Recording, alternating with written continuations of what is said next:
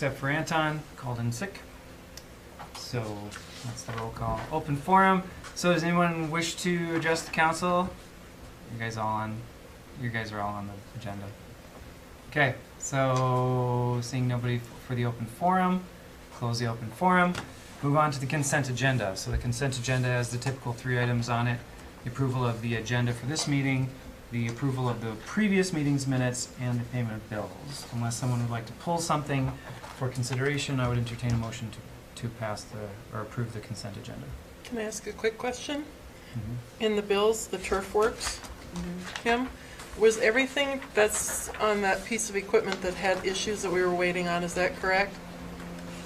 That's a question for you. I don't know.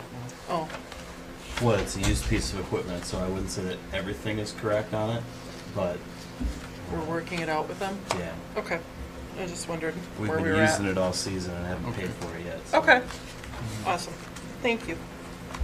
Okay, anything else like to pull, or I would entertain a motion to approve. I motion to approve. Okay, there's a motion. Is there a second? Second. Motion and a second. Any further discussion?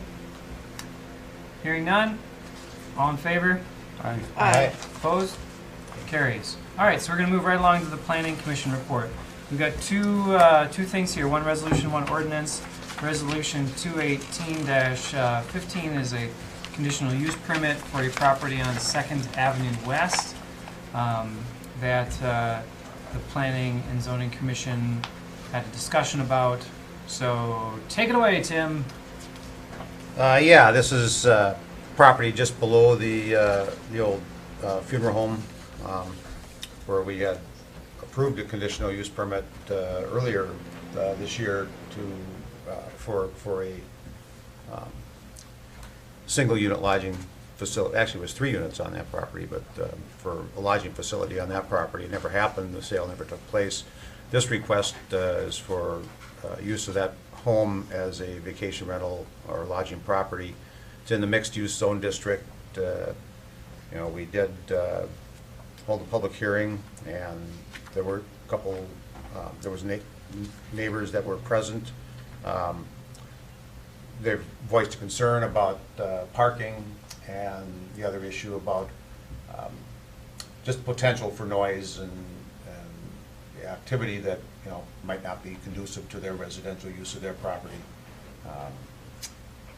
Planning Commission talked about the parking issue. There is a garage on the property, would be available for use. There's also space in front of the garage that could also be used for off-street parking. And Planning Commission felt that there was adequate street parking to accommodate the concerns that were raised by the neighbor. Planning Commission did recommend approval. It was a 3-to-1 vote. One commissioner felt just that the concerns about vacation rentals or lodging properties in the mixed-use district taking up residential homes and converting them into short-term rental was not, something that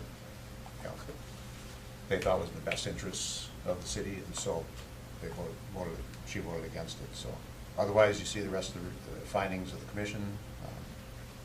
I'd answer any questions if anybody has any. I think that it makes, there's a couple of things to think about here, and I appreciate Stacy's vote on this, because I think it pushes the conversation a little bit more. As far as the way we have the rules set up in the Planning and Zoning Commission, that zone is zoned for this to be a conditional use, which means that it is an available use for properties in that zone. I think that it starts a bit of a larger conversation about how we have the zones written and drawn and what we want those zones used for, because the purpose of the mixed-use zone is to create like a step-up effect from the commercial downtown to the residential zone, and kind of a protective buffer, so to speak. of uses. And I totally get that concern, and I'm kind of bummed to see a property go out of the residential sector as well. But as long as that's a conditional use that's allowed in the Planning and Zoning Commission, or the Planning and Zoning Ordinance, I think that there's a fair amount that can be said to verify that, to say that that's what it's for. So that's what I think about it. I don't know what anybody else has to think. Well, we just got back from a weekend in Bayfield. We're a lot similar and we're a lot different. And I see the effects of where Bayfield's gone with this happening to them and what's happening to their city, although much smaller population than what we have. But the struggles that they have, we were there, it wasn't much different than us. They have foreign workers there to fill their jobs because they can't get enough people to fill jobs during their heavy tourism season. We know that we're struggling to have houses for people to afford to buy. There's no long-term rentals. I know that the hospital has lost, I've mentioned that before. I know where I'm at now, we just lost. Part of the problem for a therapist to come here and work was they couldn't find housing. It wasn't affordable to be here and work. I look at my neighborhood, and when I say neighborhood, I kind of expand it a bit, but there are so many homes in my neighborhood that have people that have bought them to come and either vacation in. They can't rent them out with where we're at, but they sit vacant 4 or 5 times a year. And they have a right to pay the money and do that. I don't begrudge that at all, and they're paying higher taxes, which you can say helps our tax base. Where the issue comes in and where I'm very concerned is we don't have people here in the community that are putting back in, whether it's that they're at the churches, at the schools, at the shops, Lions Club, Lioness, we could name all kinds of different things, but they aren't partaking in the community the way that most of us are doing in what we do when we live and function somewhere. So I'm very concerned if we continue to do this. I don't mean to pick on, I don't know these people, I don't mean to pick on any one group of person and say, well, past practice has been this is what we've done and for to sway it, but I think we have to start, people are talking about it all the time, and I think we need to start addressing it. I don't know exactly how we're going to do it or when, and I think on nights like this when we have really short agendas, these are the times that we need to start working out some of these problems or some of the things that we have and add some of these into our agendas to say, hey, we've got some time here, let's fill it, and let's start talking about these things and moving in a direction that we feel better about, because I think it's up to us to make the answers to the community, and they're looking at us and saying, when is enough enough? I'm not here to change the real estate business or anything else. The two people sitting here, I adore. The person whose business it is, I adore. But as far as the city goes, when do we start looking at what's happening and saying, you know what, we need to have more people living here as well? Because if we only want people here certain months of the year, it's going to change the whole course of what we have happening. So, just my thoughts. I think that gets to the same point as what the purpose of the mixed-use zone is and why we have it zoned the way we have it zoned, or why we have it located where we have it located. And there's a ton of residential space in the center of the city that, like you said, is not being utilized to its fullest extent. It's not their home. And I think that a lot of that has to do with the tax structure, like the way that things are put in place. But we don't need to have that conversation. We should focus on this particular request as as a request that's on the table right now. But I don't disagree with you at all about the fact that there are policy implications and policy suggestions that we can make that take a look at that. The mixed use zone is a pretty small zone, and we have noticed that properties in that zone being converted from residential to lodging in the past couple of years, and I think that's part of the reason why we get all the conversation about it. I don't feel personally like the solution to our housing problem comes in the mixed use zone, but I think that there's a lot more that we can do to better use the R1 zone and to protect the R1 zone. But as far as this request is concerned, the rules that we have right now say that this is a conditional use, and that's kind of where I get stuck, is on that topic. So I don't know. And I think all these points that you're both making are really valid, and so many of these issues are intertwined. It's not the mixed-use district or the zoning districts that create the problem. It's there's a lot of factors that create the housing issue in the community, and but I do think you're right in that we need to do something more and be more involved with that conversation to address how we can at least as a city council can address moving that to maybe some other level.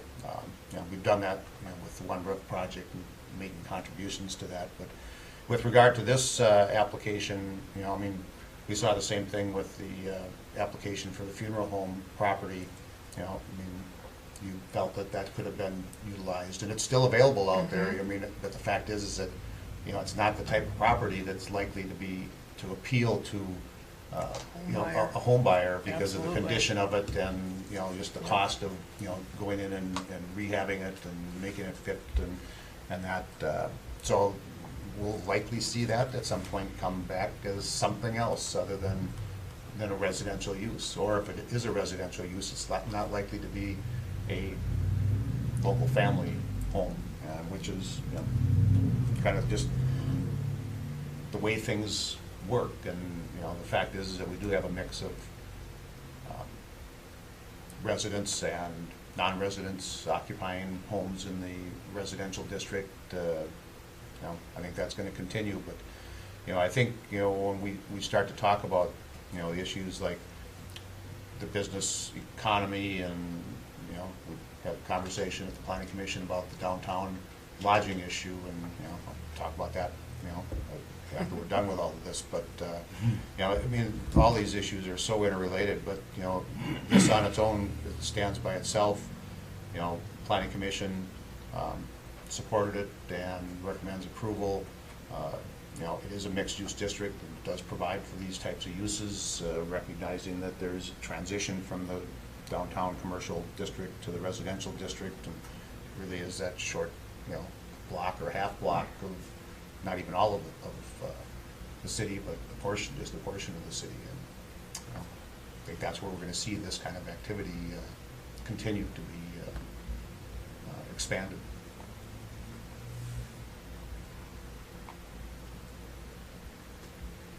If there's no other comments, I would make a motion to approve the request as recommended by the Planning Commission. Okay, so there's a motion. Is there a second for that motion? Good second. Motion and a second. Any further discussion? Hearing none. All in favor? Aye. Aye. Opposed? All right, carries. Yep, so, but taking your comment in hand, I think that the Planning and Zoning Commission should take notice that the council is taking. We would like to start looking at some policy-driven changes that could potentially impact that housing situation. Yeah, and I think what Kelly's talking about is that maybe Planning Commission needs some direction from the council in terms of policy, positions that the council might want the Planning Commission to address. The Planning Commission talks about a lot of different stuff. And in fact, the conversation about the downtown uses kind of started to kind of swell up and grow from the original concept of looking at the lodging issue to starting to look at other issues and, you know, basically focus back to the lodging issue, but, you know, it doesn't mean that those other issues aren't on people's minds. They are. You know, parking and just the whole concept of a pedestrian-oriented downtown and what that means, and balance of types of uses that complement each other and make for a healthy and vibrant downtown area. But it's, And I think if you have a home in there that you're living in, people in and out, that influx continuously of people that you don't know in and out of your neighborhood, a little bit unsettling, you know. I get it happens, but I think that's some of the stuff that people are, like you mentioned, I think this is another thing that people are a little concerned over. So I would like to see us move forward with some sort of discussion, and I don't know the right channel or how we do that, but if that's something we could even do possibly next month. I know we have budgets and stuff coming up, but if there's a way that we could start working into discussions about it, I think the people want to know that we are addressing it and looking at things and trying to do our best. So, Bob, you're representing the purchaser, correct? No, I No? represent the seller. That's what I meant. Yeah, Well, and just, seller, okay. it's okay if I have a couple of comments. Yeah. My name is Bob Carter, I am a Realtor, and I think your discussion is excellent. I think the city already has a policy in place that you cannot do vacation rentals beyond that zone, and I think that's excellent. You may find that strange coming from a Realtor, but I do. I think that's excellent, because you bring up a good point, Kelly, that if I live in a neighborhood and my next door neighbor is constantly changing, that's difficult. By the same token, in this zone, it is set up for that. And just doing a CUP obviously doesn't guarantee that the next owner wouldn't live there. There are issues in that property that have prevented people from doing that has nothing to do with that home. But and so I think having the policy, because this is a countywide problem of people buying homes. I know down on Cascade Beach Road, there's a lot of concerned people because people are buying those homes, and there are already a lot of people doing vacation rentals down there. So how do you have a neighborhood when you've got that? So I think that's a challenge for you going forward. The other part of it, though, is you kind of have two separate issues here. One is, what do you want the neighborhoods to look like? The other is affordable housing. And that, everybody's got a different definition of that. And quite frankly, the commissioner that objected to this felt that this could have been a home for a young family. Well, the truth of the matter is, a young family couldn't have afforded this home. And that's one of the issues, and the trouble gets to be who bites the bullet first to say, okay, I'll tell you what, I'll put my house up for sale for half of what the value is so that a young family can come in. So that's some of the things that you're going to have to wrestle with, I think, as well. And part of the affordable housing issue is not just affordable priced homes, but affordable wages that can buy homes. Yeah. And quite frankly, I don't know if, I'm sure you have been, the one roof housing project up there, I was amazed when I showed up one of those houses the other day. Those are nice homes. For the price, those are nice homes, and only one of them is sold. Now, I realize it's a different concept. You don't own the land. I get that. But it's an affordable way for a family or whoever to get into a home. And they're still not selling. Well, I think we'll see that change, but that's I but that's do my too. When the that's my construction is perspective. probably done and it looks a little Yeah. nicer yeah. than it does right now. Yeah. But at any rate, I appreciate the comment, because I think the direction you're moving in is right. The other issue, I suppose, and now my Realtor hat is going back on. Yeah, you watch yourself. How do you, if you've got, how do you say to prospective buyers, well, the only way you can buy this home is if you live here 12 months a year? Somewhere along in the constitutional aspect, I think that may be a problem. Anyway, thank you. It's all Thanks, about Bob. definition. Thanks, Bob. Yeah, thanks, Bob. All right, so that one. So we're moving on to the next one. So the next one is potentially a little bit more cut and dry, but it's actually an ordinance change. So for an ordinance change, we need to hear this twice, correct? So this will be the first hearing. We have to pass the first hearing to this meeting, and then we'll come back to it again next meeting. So I looked up just as preparation. I pulled up the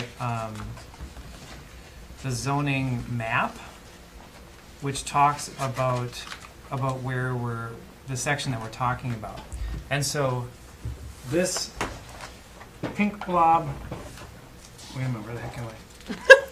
The orange block. Upside down. The Well, orange this block, pink blob right here, this is Creechville, basically, right? Which was annexed into the city. Yeah, which was annexed not into that the long city, ago. and then the old Gunflint came up here and went around. So there's this strip, this little strip of orange that's in that chunk, and one of the properties that we're talking about is right in that little chunk of orange. So I don't know if you want to come up, if you have any conversation or anything, but I'll do my best to introduce it, and then you two yahoos can take it from there. You're yahoos. That one and that one. So what it seems like is that the Planning and Zoning Commission feels that there was an error made in the measurements or in the designations when that property was zoned, so that it's technically parkland on that, for that one strip of properties that's along Fifth. Is that Fifth? Fifth Avenue West. Fifth, Fifth yeah. Avenue West. Which then makes developing those properties as residential not, well, it's a conditional use, isn't it? Or is it not even? Not allowed. Not Not even allowed at allowed. all. Right.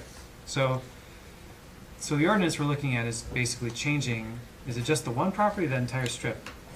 It's only to change that one property because that's all we advertised in the notification. The planning commission would like to consider the change of that entire area, but would have to go through a separate notification and hearing process. So, in order to expedite this, we didn't want to delay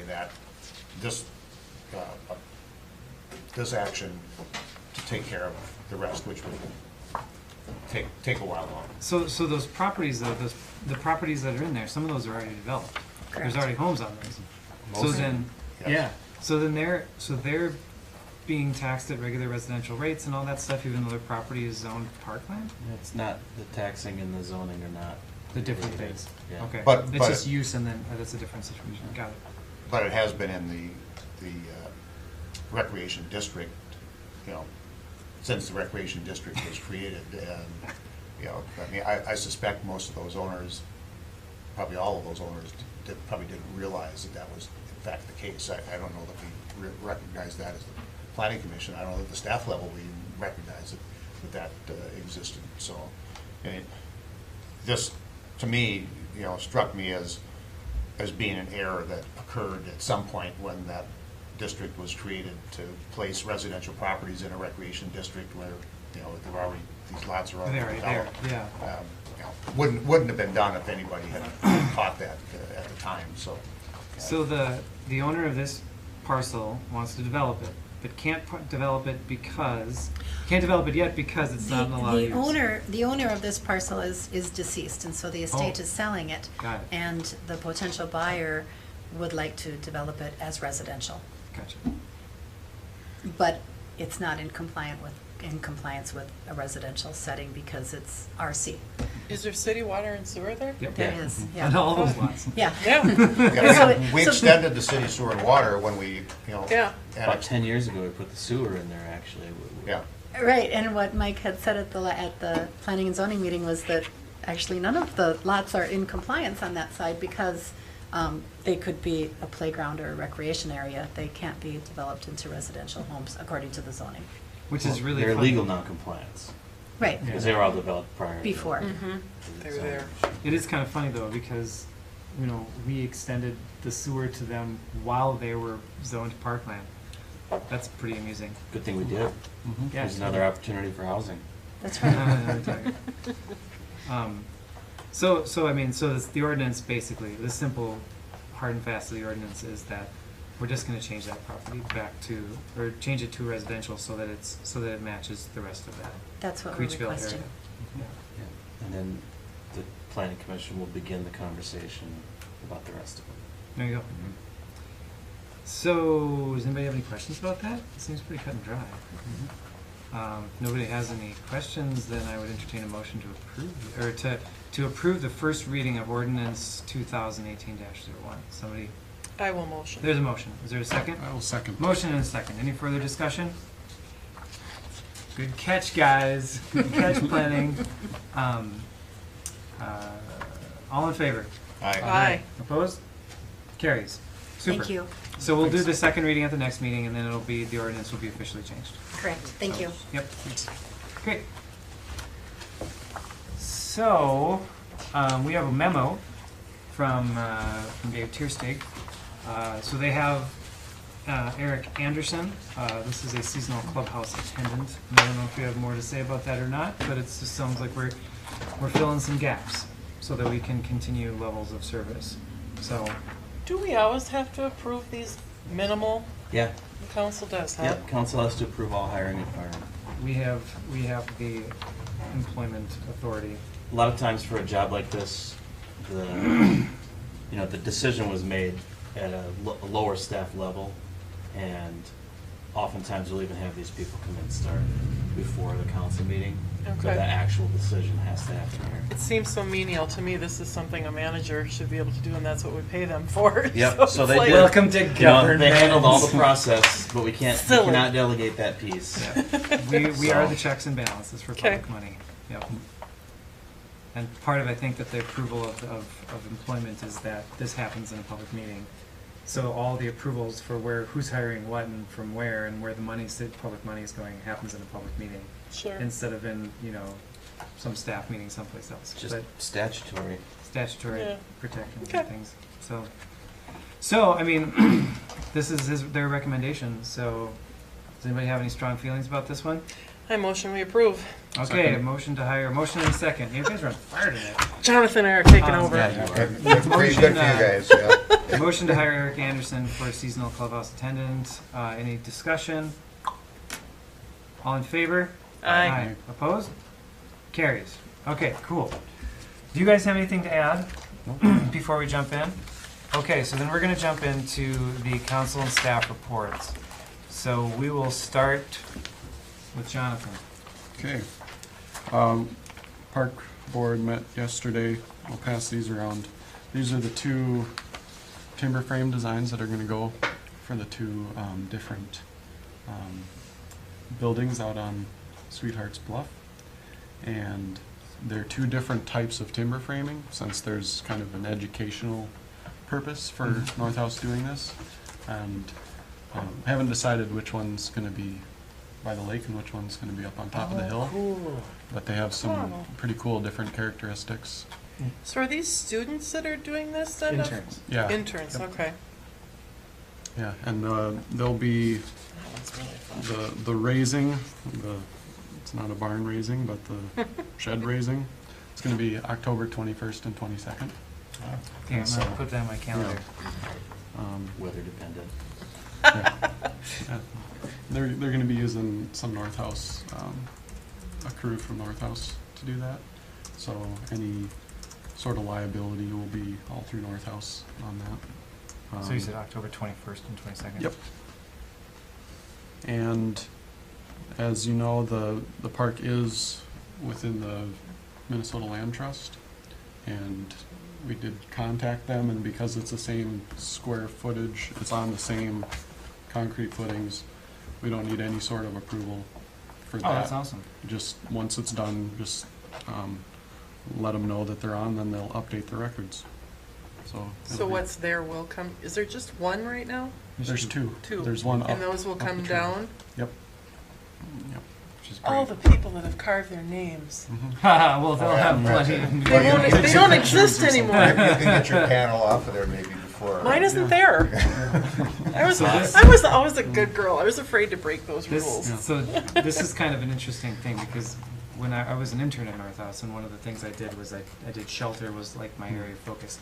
So this queen post style is what most modern timber framing is, and this is like a synergy of a lot of different construction methods to get things up to modern code. And the Grindbig is one of the oldest known styles of timber framing that comes straight from Norway. And I just like the fact that they're going to do one of these is so cool. It's like old and new, you know, like the new tradition and the old tradition. It's Yeah. it's pretty cool. Very nice. Pretty cool idea. Cool. Anything else? Yeah, we did some, had some conversations with updates and state of affairs at the golf course. The green conditions are in poor to fair condition. There's, due to the lack of anybody that can spray pesticides, Dave Tierstig has been in contact with some folks at Superior National, and there's like a pellet pesticide that you can use without a spray permit, and so they're going to try that. But I guess the two options we have right now, one of them is there's a guy named Paul Jones from Duluth, and he's basically a contract superintendent, and so he could come up on a bi-weekly basis to do the greenskeeping, all the pesticide spraying that's needed, and potentially some, not a lot of training of current employees, but at least what we would need to get us through the rest of the summer and prep for winter. He was potentially going to have an email to Dave last night that it would then reach the agenda, but that obviously didn't happen, so that should be coming soon, so we'll know what his quote is for those services. Well, I got Where'd info you to get it? Dave last night about Okay. 5:30 or 6 Okay. or something, so he actually was there today spraying, Excellent. and we're just going to have him do some things. Okay. Getting the course ready for winter work. Mm-hmm. So he thinks that's about $6,000 worth of work.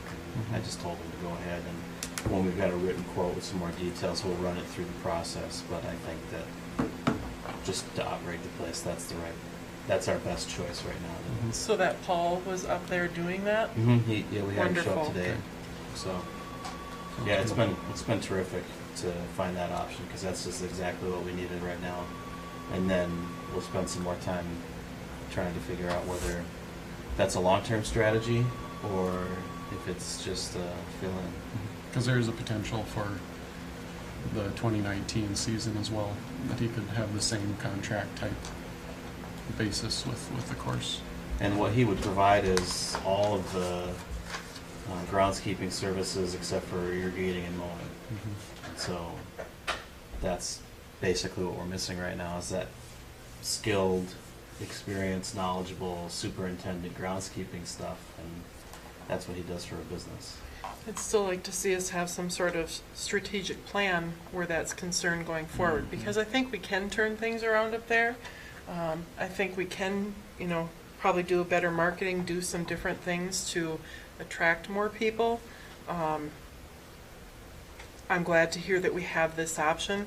I still would like to see us move forward with advertising and see what Yep. would be Oh, out there. absolutely. That's Yeah, still absolutely. option one, is to cast a broader regional net, and just try different sources for recruitment to actually get a superintendent there. But in the meantime, we do have a resource that can get done Great. the things we need. Great. So, and then just another note, one resident did come forward, and later retracted this after we went through a couple of these other options, because he liked them better, but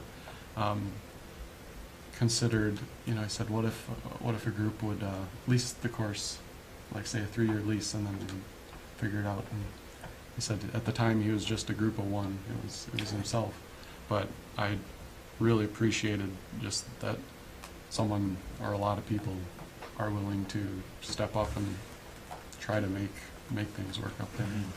So, I think it's an important thing for the city. I think Yep. it's coming out to all of us what this means to people, and that we need to fight for it and put our best foot forward. Well, I think, it's also an opportunity, to evaluate what has been going on up there and, set a course for the Mhm. future. I think, at least my experience with past councils has been, we've always been pretty supportive of the course, and recognizing that it's one of those recreation assets that, communities that don't have a golf course, they just suffer for that. I mean, they don't have that. I mean, it's like ball fields and parks and that kind of thing. They don't make money, but but they're needed in communities to provide that, quality of life and, reason why, people want to live someplace. I think some strategic planning could really help for there, and I look at, as we talked last time about North House and the goals we set for them on our land, this is ours, and we should have some goals for it as well. So I think as we get into budget talks now, I think it's an important time for us to figure out really what do we want and be able to have some goals in place so that whatever the option may be when we get to it, whether it's continuing what we currently have, hiring someone, we can put before them what we'd like to see and give them some goals and have a strategic plan. I think that's really important. Yeah, Dave and I had that conversation prior to the park board meeting. It would have been terrific to have set up maybe a little more thorough conversation about those options that starts a step before that with why are we doing this? What are we trying to have? What is the golf course for? And really setting some of those goals that you're talking about to make it easier then to evaluate those options, which of these options actually serves the goals that we have for it. And I think we'll have a great opportunity to do that this fall and winter. Okay. So that's about it. Cool. Tim? The planning commission, at our last meeting, set a special planning commission meeting for August 21st to consider language changes to the ordinance that would affect the lodging activity in the downtown district. Recommendation of the planning commission, at least for this, at this point, is to remove the lodging from as being a permitted use on the first floor within the downtown district. And we had a lot of conversation about a number of other issues in the downtown area. I mean, it's kind of started out with the concept that maybe we would utilize a conditional use process for lodging in general in the downtown area, and as the conversation evolved, kind of what we settled on was just that removal of the permitted use status on the first floor, leave the lodging as a permitted use on second and floor and above. And we talked about just the balance of types of uses in the downtown area and what it takes to kind of have a healthy downtown, and talk about issues, parking, kind of pedestrian orientation and what that really means, and rather than trying to bog down our conversation about this issue of lodging with all these other kind of side issues, we really decided just to focus on that and deal with that issue, and I think we'll end up continuing conversations down the line about these other issues that are certainly part of the kind of part of the downtown, are going to continue to come back and be raised in conversations. So the other thing that we're going to be doing at this special meeting is we have a preliminary subdivision application that's going to be, I believe it's going to be, has been submitted, which is encouraging. I mean, it addresses kind of this issue of housing. Is this in addition to the Nordic Star? Yeah. Yes, this is the subdivision in Creechville area, and I don't know how many lots there were. 8. 8 lots. Yeah. So, Wow. I mean, obviously it hasn't been approved. We have to go through the process, but I think with the idea that maybe this development is going to take place, the doing of the Joins property, creating 5 lots there to see growth and expansion of residential uses, just kind of some of the infill development that's going on this year. I mean, I think this is the most residential development, I think we've seen in Grand Marais in, a long, long time. Yeah, decades, I'd say. Mhm. Certainly Long time. the most I've seen is 10 years ago, 4 or 5 houses in a year. And Yeah, I mean, I think the bigger issue is going to be the affordability, part of this is that, it's not a one roof housing type project that has certain financial incentives and buy downs on costs, you know, I mean, their costs for building those homes was significantly higher than they're offering those properties for. And it doesn't necessarily mean that these properties are gonna be affordable to the, you know, the average working family, you know, in the community. And that's, you know, one of those things that I think, you know, you point out, you know, what are we gonna do about that? I mean, how do we not turn these into more recreation or second home properties that doesn't do anything to address the residential issues that we, you know, have to deal with, so.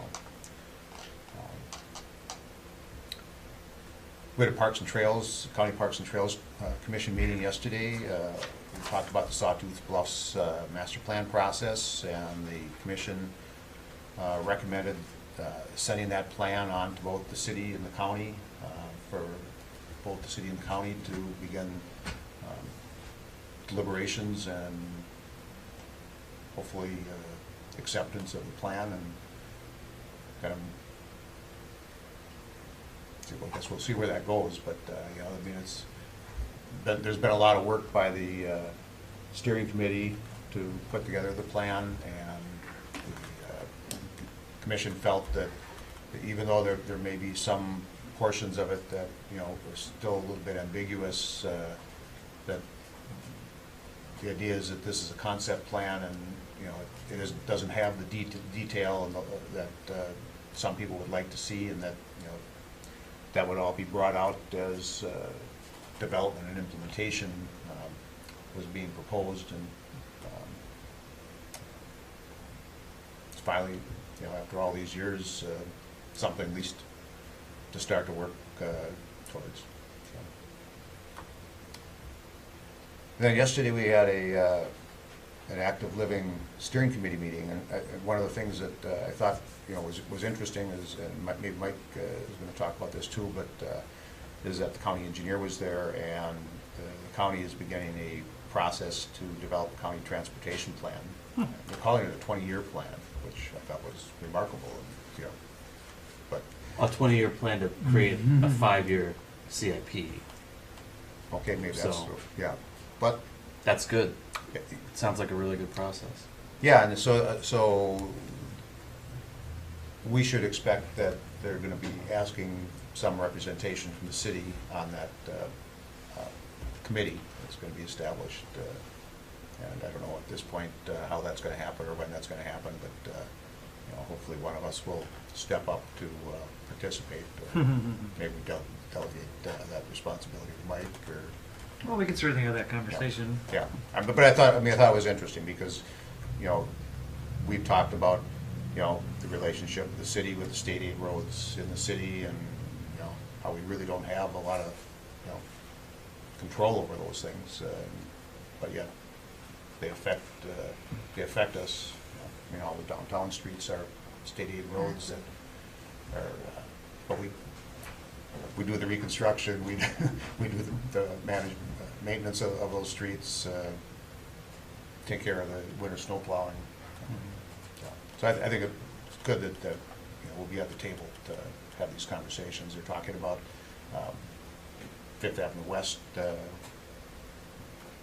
being put into a 5-year plan. That'd be great. I mean, that sounded to me like that's really the next big project for the county. They've already hired some design engineering help, so LHB. they don't know yet when it's going to happen, but they're starting to work on it, which is encouraging. To start, yeah. That's all I Kelly, No, you didn't have any meetings? since 2 weeks ago? Yeah. No, Wow. I know, you guys only gave me 1.25 quarter. Well, we should 1.5, revisit so- that. Very good. You don't want me to be in everything. No, well, No. we want you to be in the right amount of things. So last week there was the creative economy group got together and sat down and talked about the conversation about this property, about the city hall property. They are a little bit more contemplative than the Grand Marais Area Tourism Association Board was, and they are going to be considering what the highest and best use of this property would be, and then they'll, you know, as far as their charge, you know, enables them to give us suggestions and things like that. So that should be interesting. They'll be working on that for their next meeting. That was what we spent most of the time talking about. Of course, this past weekend was Fisherman's Picnic. I helped out with the Lioness's fish cake dinner, which was hilarious and awesome to be a part of that and to just watch everybody bustling around making things happen. It's crazy. Glad I could be there. Over Fisherman's Picnic, I talked to Kim this morning. The Lions had made a request to not have the streets closed down until a certain time on, was that Thursday or Wednesday? Thursday. But we ran into an issue with not having the streets closed down and having the vendors open, like some of the food vendors open. So I think that in the future we need to have it be understood in a street closure that the vendors can't be open using the street unless the street is closed. Because what was happening was that we were having people standing in the street waiting to get into the vendor, And like to get cars. stuff from the Well, the vendors. vendors were set up on the sidewalks, but still Right. oriented towards the street. And it's Absolutely. really ambiguous as to whether there was supposed to be people walking or cars driving. Right. Oh, Yeah. So I think that's something that we need to, you know, probably not a bad idea to formalize that a little more. So that was a conversation that I had earlier. Let's see what else. There was something else that happened.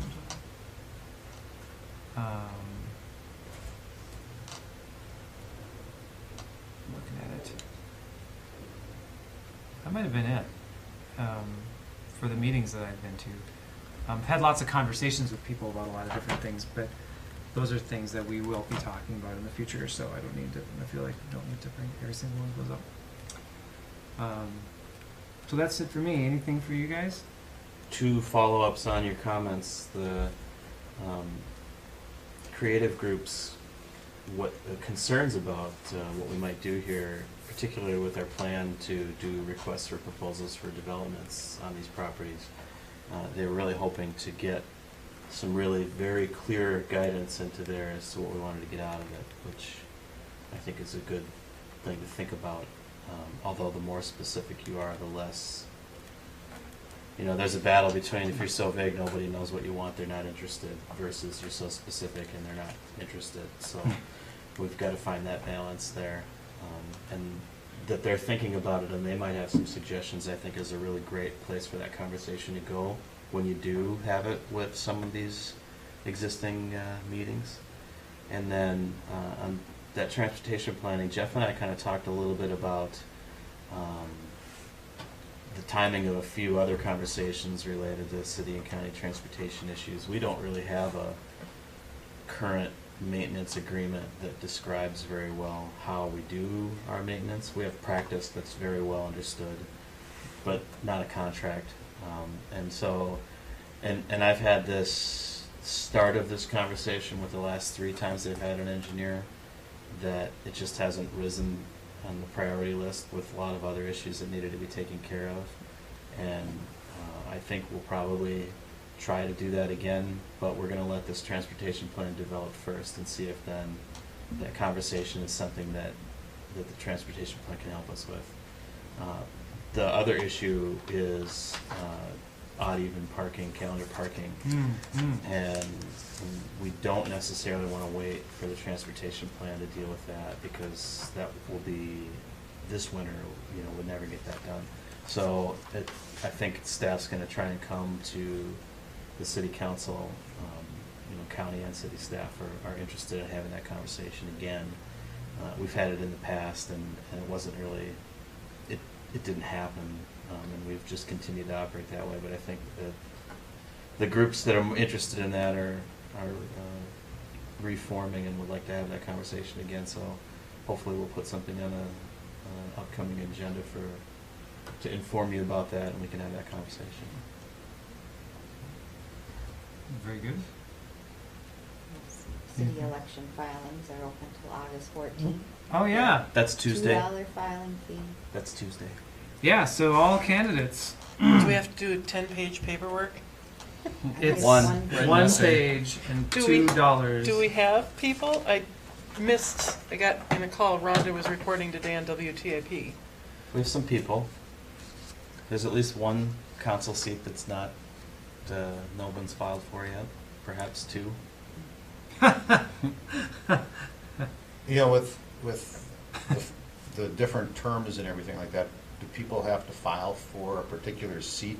Yes, Is that so it's the guidance we're providing is, if you're filing for the mayor, that's clear. If you're Yeah. filing for city council, then we've got 2 4-year terms, and if you just say you're filing for city council, that's the election you're gonna be a part of, where the top 2 vote getters will get those 2 seats. There's also a special election for a 2-year term, and so if you wanna file for that, just note city council special election on the form. So we'll advise any potential candidates when they come in that that's what we want them to do. So they have to file for one or the other? One or the Even other. if you can't file. Can't file, It's not just and then just decide later, yeah. So the special election, we do have a candidate for. The council seats, we're still looking for some. Yeah, and it's open till Tuesday. Yeah, so hurry up. So I got mine in the first day.